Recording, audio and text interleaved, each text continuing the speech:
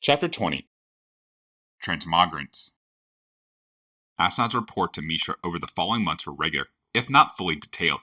A few words on progress to date, a revised schedule of deadlines, a list of new supplies needed, sand for a particular type of glass, metal for a particular type of forge, fabric for a particular weave, and slaves, always more slaves.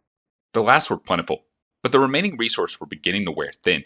Most of Yodi had been plundered, and entire villages were now being impressed to work the mines that had not been stripped clean. The caravans from Tomokul and Zigon were less frequent than they should have been, and the quality of their tribute had fallen off. A number of representatives of those cities were dispatched to Ashnod as an example to the others. The Corlisians, still behind a gauzy mask of neutrality, were increasingly troublesome. Mishra was convinced that caravans were havens for Argivan spies who reported everything back to his hated brother. Mishra found that Ashnod's experiments served to increase loyalty and discipline among his own troops. It was soon reported that thieves and deserters were sent to Ashnod's camp and never returned. Finally, after many months, Ashnod appeared before Mishra with a working prototype. It listed heavily to the left. It drooled. It shuffled on 2 feet. It had oversized pins through its wrists, ankles, elbows, and knees, and metal plates strengthening its neck. It was hairless. It lacked teeth, and it had dark smudges where there once had been eyes. Its skin resembled bluish, cracked plaster, and it looked as if it had been cooked in wax. It could not speak, but made soft, mewing noises. It stank. When Ashnod gave it the command, it disarmed and almost killed 3 of Mishra's elite guard, and ignored the pain as a 4th guard finally pinned it to the floor with its spear. It tried to fight its way up the impaling pole to claw at its attacker, before its organs failed, and it died at last. Mishra was pleased, and gave Ashnod permission and resources to build an army of her transmogrants. Of these things were once living beings, but now were little more than organic automatons, controlled by Ashnod's word. If Ashnod noticed the fearful and disgusted faces of the Falaji, as her prototype was hauled from the room feet first, she said nothing. Nor did she notice the dark-robed northern priests among the assemblage, who whispered to each other in excited tones. Despite the relative success of the first prototype, it took nearly a year for Ashnod to refine the process and guarantee a success rate of more than 50%. She spent another year organizing the transmogrified beings into something more than a shambling horde. The red-haired woman's methods were simple and ruthless. She bleached out the minds and wills of her captives as she picked their skins, making them tough, resilient, and mostly mindless. The rudiments of intelligence remained, enough to follow simple orders, but any trace of personality was gone. It was good that the process worked the body as well as the soul. Ashnod reflected. It would do little good for a Falaji warrior to recognize a criminal cousin among her ranks. Finally, the unit was ready for Mishra's use. The timing was excellent. The Corlisians were traitors, the new Qadir had decided, and needed to be made into an example before they grew more powerful. Argive was protecting the northern passes, but if the Qadir's armies broke through it in the south, near Korlinda itself, the Falaji would have a foothold on the far side of the mountain chain. Mishra sent Ashnod a message to her warriors for battle. The artificer replied that she wished to lead the attack herself. In the workshop, the other captains complained to the Qadir. How could a woman lead? They asked. What real man would follow a woman? Particularly, a woman with ill-omened hair. Mishra thought about the complaints, and sent another query to Ashnod, detailing his desires for her to contribute to the attack, though he made no mention of leading it.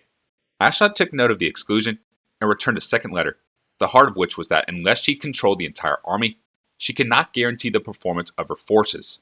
There was a lull in communications, until Mishra issued a formal declaration making Ashnod a brevet general for the duration of the campaign into Corliss and commanded the other war captains to defer to her.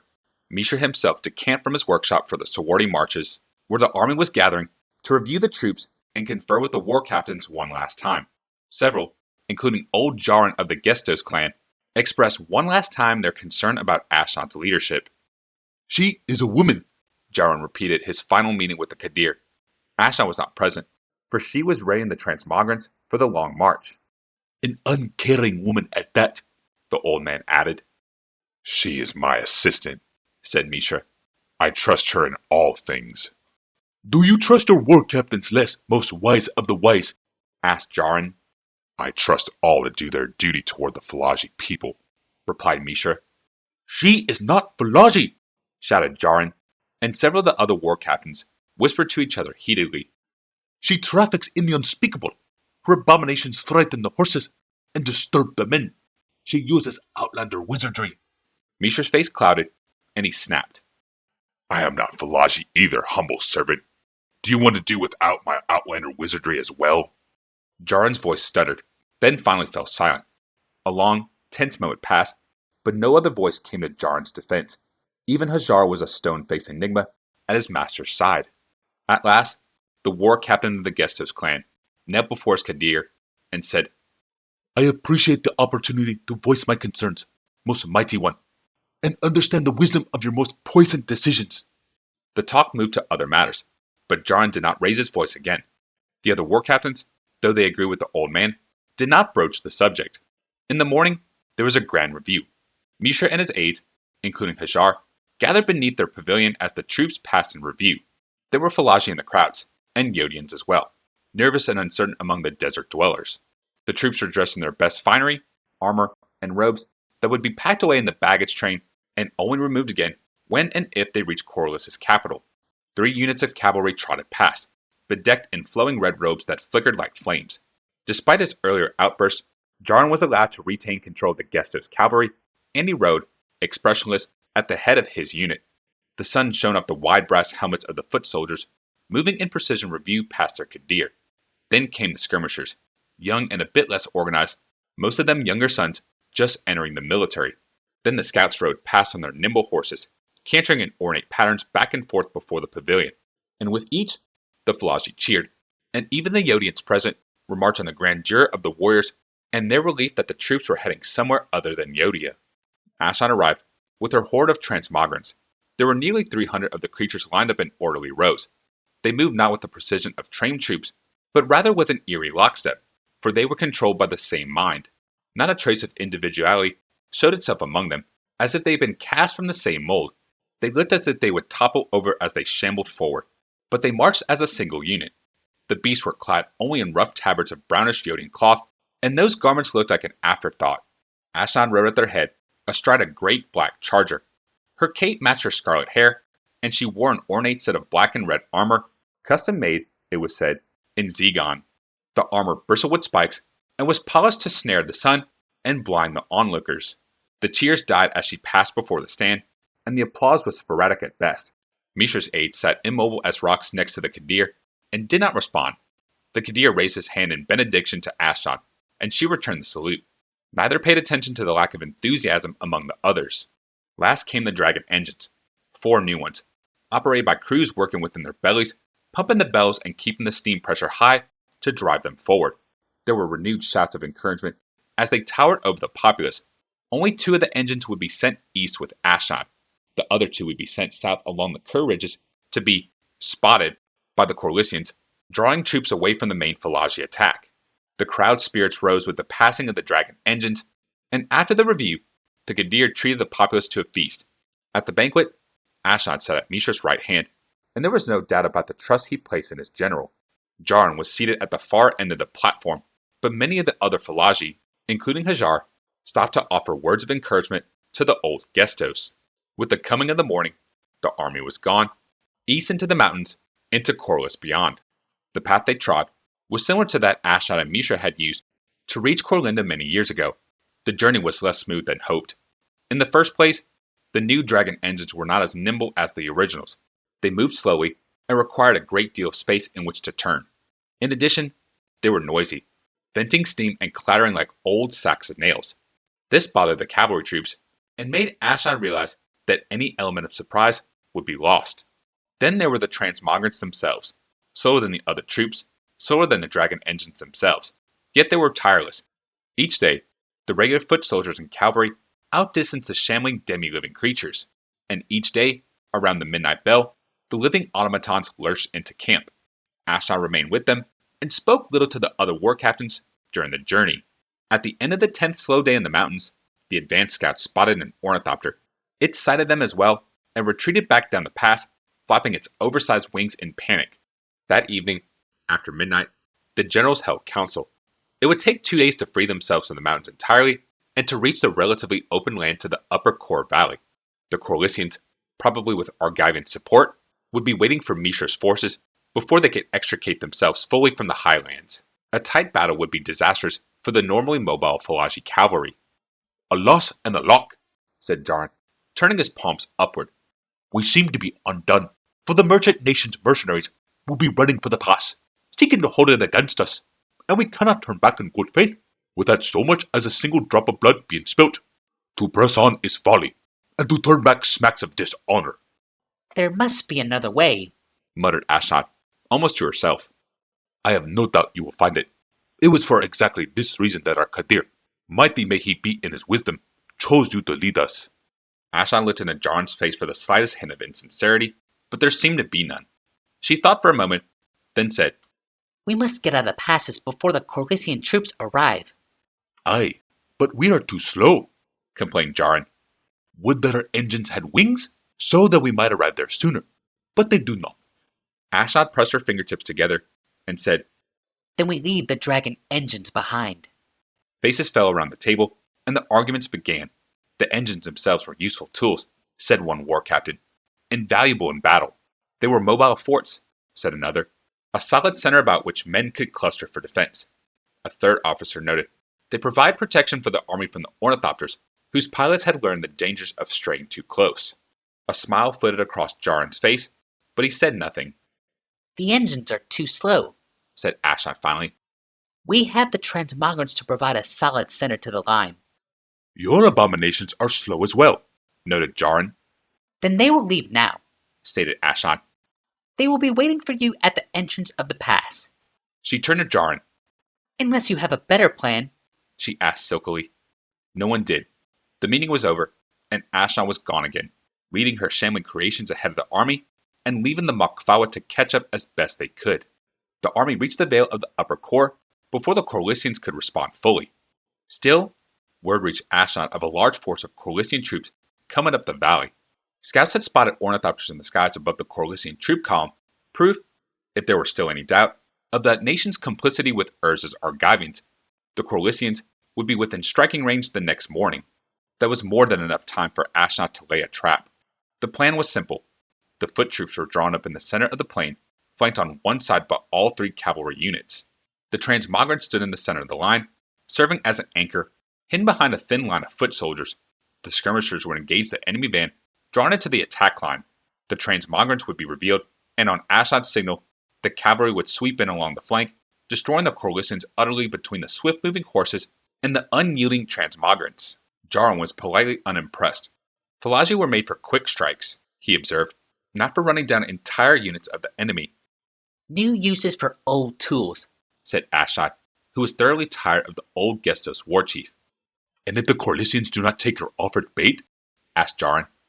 If they encamp and wait for reinforcements? Then the dragons catch up, and we fight a more traditional battle, snapped Ashnod. Tell me, Captain, why do you question Mishra's orders so often and so heartily? The older war captain stiffened, then replied through clenched teeth. I have my orders, which are to follow you. We will deploy along the flank and await your signal. In the morning, the Corlisians arrived, a force equal in number to the Falagi forces. 2 ornithopters were present, though one darted east at the first sight of the Falagi troops. Reporting back to Urza and Tanos, thought Ashnod. Surely neither artificer would be present here. There was no sign of war machines among the troops, nor did she see additional ornithopters. The skirmishers engaged the leading edge of the Corlisian troops, firing slings and light bows. Several units of the Corlisians charged forward, but were mastered by their captains and brought back, and the enemy formed into regular units. The Corlisians made extensive use of mercenaries, Ashnod recalled, so they would be better disciplined than most of the Yodian rabble. Then again, there were likely Yodian sellswords among the Corlisians, and that might cause them to charge prematurely.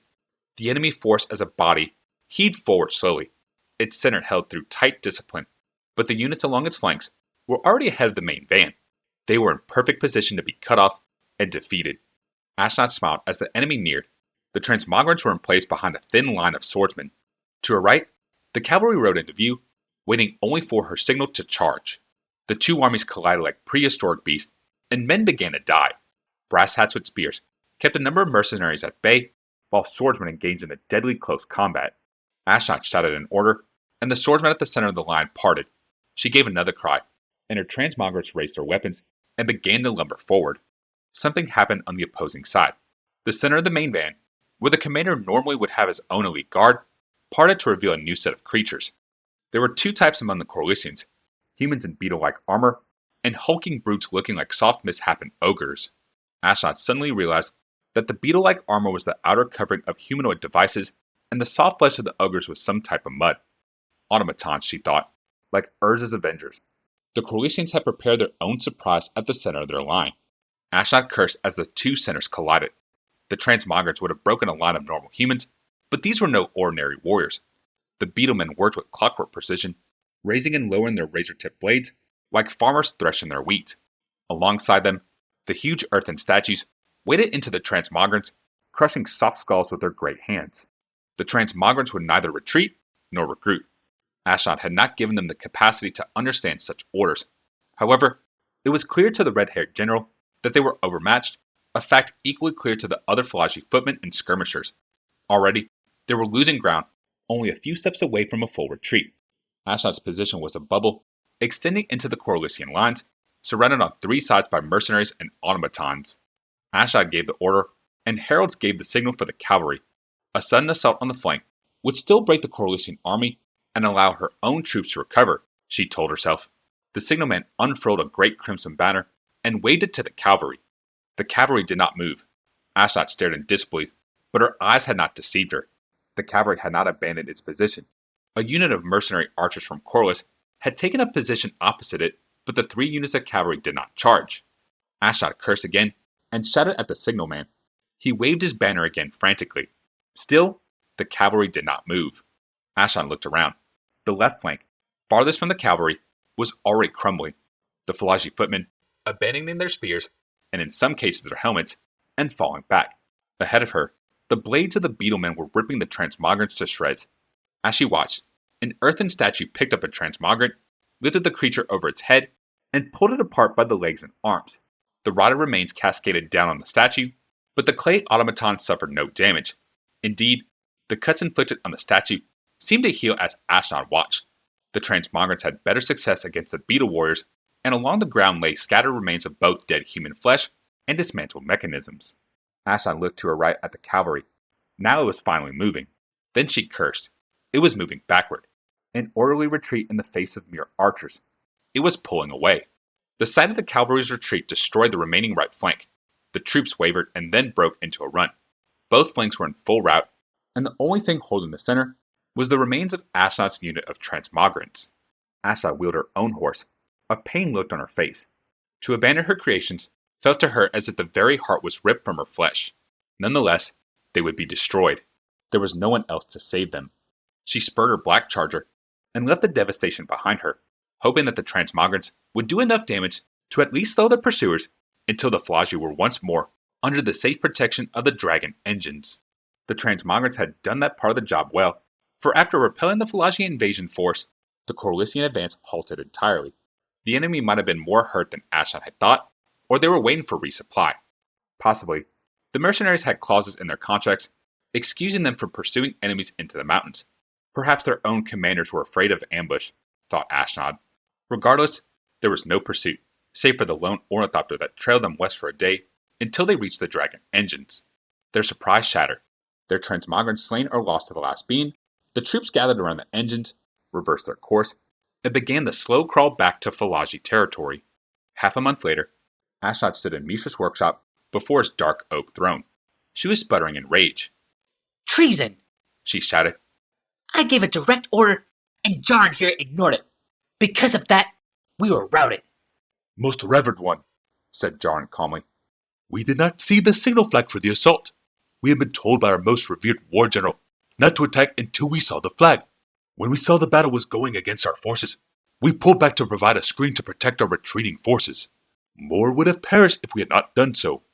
We were defeated because you ignored the signal flag, shouted Ashnod. I did not see the signal flag, said Jarn, his face impassive. Nor did the other war captains. Mishra patted the tips of his fingers together. Do you say that my trusted assistant is lying? No, most wise among us, said Jarn quickly. Only that we did not see it. Such are the fortunes of war. A daring plan often comes to naught because of a simple thing. He looked at Ashnod and added, or because of a simple mistake in judgment. Ashnod looked daggers at the Gestos chief, but said nothing. Jarn added, We did retreat in good order. Most of the cavalry was unharmed, and the dragon engines were undamaged. There were, however, heavy losses among the footmen, and the brevet general's own special forces were lost. What a surprise! Muttered Ashad. Mishra ignored the comment and dismissed the war captain. Can you believe his lies? The red-haired woman shouted as the door was still closing behind Jarin. Mishra's face was tense and concerned. I had hoped your endeavor would prove successful. Success ennobles many experiment. If you had pressed into Corliss, if your creations had secured us a beachhead, then the war chiefs would be lining up to tell me how they knew you could do it all along. Needless to say, they're not doing so. It's all lies, replied Ashad. They're afraid of me, of us, of what we can do, of our creations. The battlefield does not belong to human warriors. The dragon engines prove that. The Transmogrants prove that. The battlefield is still theirs, said Mishra. His voice held no expression. Their swords succeeded where your mindless creations did not. But you leave me with another problem. Some of the chieftains think that I listened to you too much in this matter, that I showed weakness by depending on you. Weakness? Shouted Ashad. Let them try to run an army in the field. I will, said Mishra, because I am sending you to Sarenth. There was a long pause. Sarenth is on the other side of the Empire, said Ashad at last. Hard on the shores of Lake Ronem, agreed Mishra. A nation rich in metals and wood. Material that we need here. I want you to secure the fealty of their leaders. You want me out of the way, accused Ashad. Mishra held his hands open. You're the most trusted of my lieutenants. I fear for your safety among the other chiefs. You should fear for their safety instead, spat Ashad. I do, said Mishra, which is another reason to send you to Sarenth. Take a small force of men you trust with you. Gain their fealty. And if Sarenth doesn't want to swear fealty to us, inquired Ashad bitterly, then I will send a larger force, said Mishra, under a real commander. Ashad bristled, but said nothing. Mishra's eyebrows arched, and a kindly look passed over his face. It was an expression Ashad had not seen in a long time. My student, he said, you do many things better than any man, better than any individual in my empire. But you are part of that empire, and you must go as your Qadir commands. Ashad bowed formally. I respect your wishes, most wise one among us, she said woodenly. Let me make preparations for departure.